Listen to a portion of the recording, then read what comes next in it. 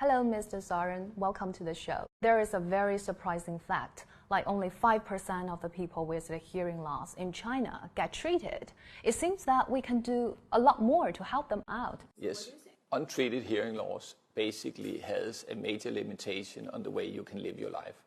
One thing is that you can't really hear, but if you don't hear, you don't communicate to other people, and you tend to withdraw from society, living more isolated, don't go out, don't meet with other people, and you basically live a very isolated life if you cannot communicate well with your surrounding. And that have as well a number of longer lasting consequences, such as potential diseases. Denmark, where I come from, we have the longest tradition for hearing health care, and we do around 40% of people with a hearing loss.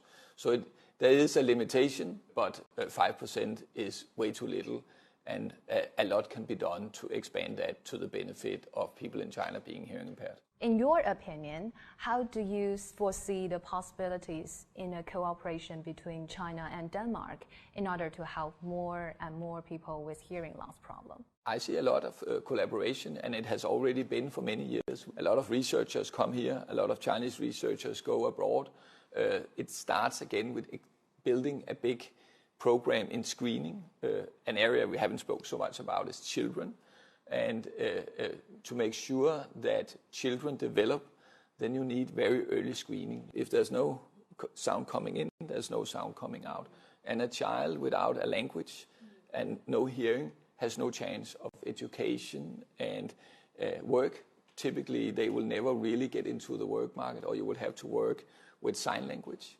And that's also something we, of course, want to support in China. So we have done also on the diagnostic side a lot to make sure that, for instance, pediatric screening is done, neonatal screening is done just when children are born. Because it's such a dramatically different life you, of course, live if you get an education and develop the ability to hear and speak. That's so essential for life. Thank you. Thanks a lot for joining our show.